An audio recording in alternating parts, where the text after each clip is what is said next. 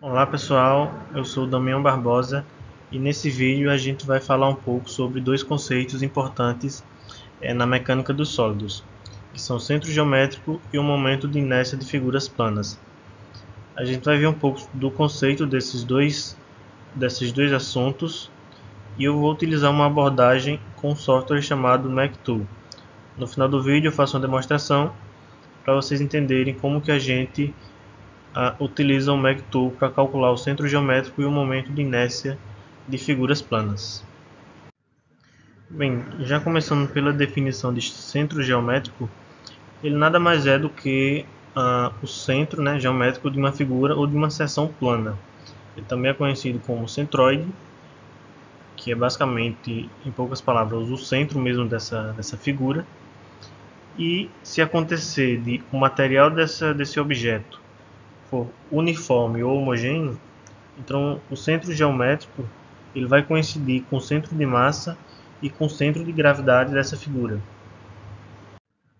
Bem, em linhas gerais, a gente dizer que o centro geométrico coincide com o centro de gravidade quer dizer que se a gente tiver um carregamento distribuído nesse objeto, a gente pode substituir esse carregamento distribuído por uma carga pontual aplicada no centro geométrico dessa figura, uma vez que o centro geométrico é equivalente ao centro de gravidade e ao centro de massa.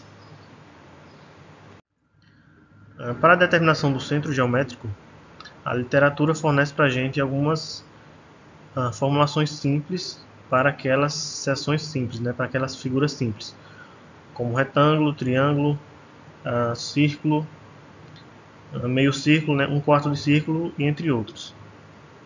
A gente consegue definir facilmente o centro geométrico para essas figuras, mas quando a gente tem uma figura um pouco mais complexa, a gente precisa usar uma estratégia um pouco diferente. A gente divide essa figura em figuras simples. Aqui no exemplo a gente pegou essa figura mais complexa e divide ela em triângulos e retângulos. E o centro geométrico dessa figura complexa nada mais é do que o somatório dos pontos geométricos de cada uma das figuras multiplicado pela área dividido pelo somatório das áreas dessas seções. Aqui, por exemplo, o centro geométrico dessa figura, o x do centro geométrico, vai ser o somatório do centro geométrico de cada figura multiplicado pela área dividido pelo somatório das áreas de cada seção. E assim é feito para a coordenada y do centro geométrico também. Bom, o segundo conceito que a gente vai abordar nesse vídeo é o conceito de momento de inércia para uma figura plana. O momento de inércia ou momento de inércia de massa, que é também conhecido como segundo momento de área, nada mais é do que uma propriedade física que descreve como a massa desse objeto, como ela está distribuída em torno de um eixo de rotação específico. De outra forma, de certa forma, nada mais é do que uma medida da resistência que esse objeto tem de rotacionar em torno desse eixo. A literatura ela nos dá essa fórmula para o cálculo dos dois componentes do momento de inércia, que é essa integral do lado, mas a gente não precisa utilizar ela para todas as figuras. A gente realiza o cálculo dessa integral para figuras mais simples, como quadrados, círculos e triângulos, e a gente utiliza as fórmulas que a gente obtém a partir daquela integral. E para figuras mais complexas, a gente também não precisa utilizar aquela integral. Por exemplo, aqui a gente tem uma figura mais complexa, o que a gente faz? A gente subdivide essa figura em figuras mais simples e utiliza aquelas fórmulas das figuras mais simples para calcular o momento total dessa figura complexa. De maneira geral, o momento de inércia, quando a gente tem uma figura complexa, o momento de inércia de cada uma das figuras simples que foram divididas, ela é dada por essa primeira equação de cima, onde I vai ser o momento de inércia daquela figura em torno do próprio eixo de rotação, a área vai ser a área dessa figura, e o D vai ser a distância do centro geométrico dessa figura até o eixo de referência da figura complexa, que que é esse yx de toda a figura. Basicamente a gente realiza esse cálculo para todas as figuras e o momento total da figura nada mais é do que a média de todos os momentos das figuras. Então a gente realiza o cálculo do momento de cada figura em relação ao eixo de referência total da figura complexa e realiza a média de todos esses momentos. Nesse exemplo aqui, a gente realizou o cálculo do momento de inércia da figura complexa, por meio do Excel, onde a gente calculou também o centro de gravidade, centro geométrico, de cada figura e utiliza ele para calcular o momento de inércia de cada figura e fazer a média. Mas todo esse trabalho a gente consegue fazer também em um software chamado Mech2.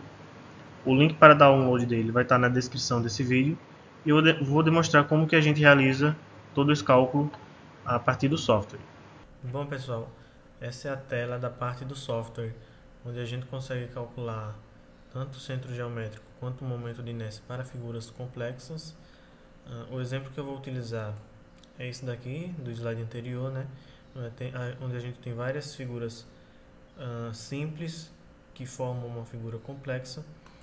Então o primeiro passo aqui no software é a gente selecionar todas as figuras complexas que estão dentro da nossa figura composta e inserir o centro de gravidade de cada uma dessas figuras, centro de gravidade não, geométrico de cada uma dessas figuras em relação ao eixo principal da figura principal, da figura complexa. Por exemplo, o centro de gravidade dessa figura aqui, da figura 4, em relação ao eixo XY da figura principal. Após isso, a gente forma também as dimensões de cada uma das nossas figuras simples, largura, altura, o raio, no caso de círculos e semicírculos, e em seguida só clicar em calcular. Bom, já inseri aqui todos os dados de todas as nossas figuras, e todos os centros geométricos, todas as dimensões. Só a gente clicar no botão de calcular. Então aqui ele já calculou automaticamente a área total da figura e o mais importante, que é o centro geométrico em x e em y e o momento de inércia em x e em y.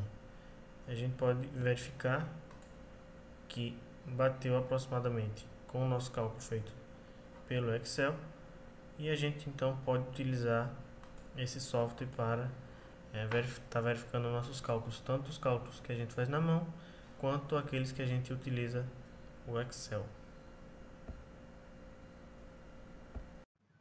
E o vídeo de hoje era isso, pessoal. Obrigado por assistir até aqui. Quem tiver alguma dúvida pode deixar nos comentários que eu respondo logo em seguida. Não esqueça de curtir o vídeo e se inscrever no canal. E até a próxima.